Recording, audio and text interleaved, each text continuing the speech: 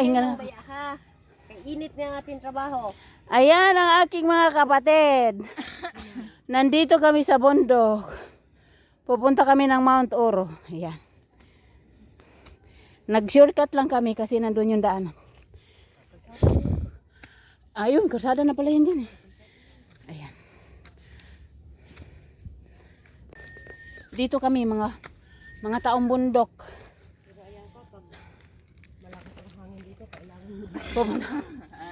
Pupunta kami ng Mount Oro. Liparan ng payong. Liparan talaga payong.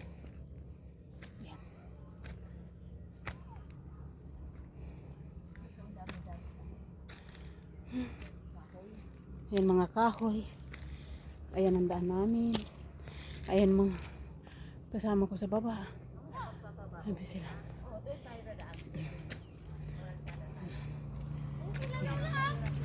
Nandiyan na sila?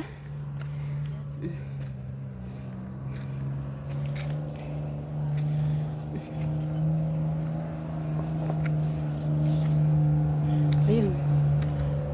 Namating. Ayan, nandito na kami sa Mount Oro. Ayun.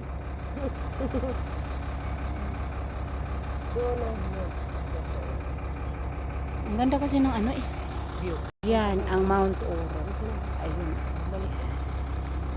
Layo-layo.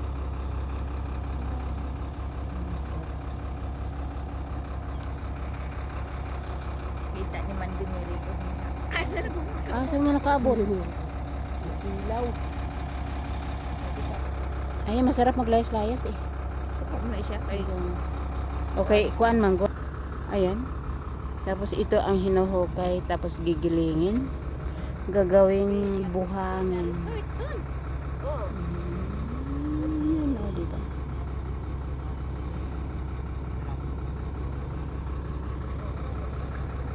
Baka na yan, nagidas magan mi. Gidas magan, ko kay nakapulaman ko. Agay. Ayan.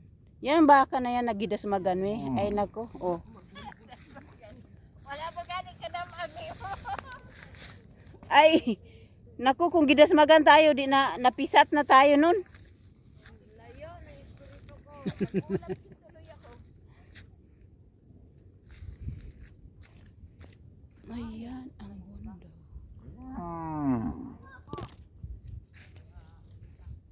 Saan pa pala nang? Malapit na kami sa langit. Kaya nga oh, nandito na kami sa pinakabundok. Ayun yung karsadang dinaanan Tuktok namin. na kami ng bundok. Ayan oh, nako. Layo nang narating ko. Wala sa plano, nakakarating din.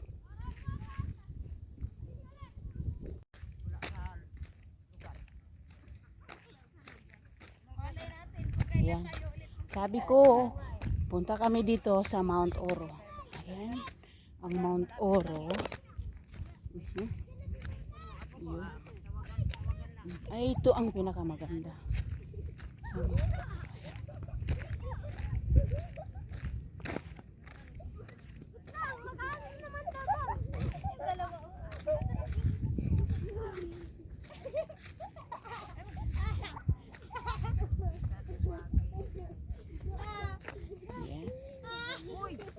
Para kay mga baliw dyan ah. Net na pila. Lumaban kay Jatrik talo.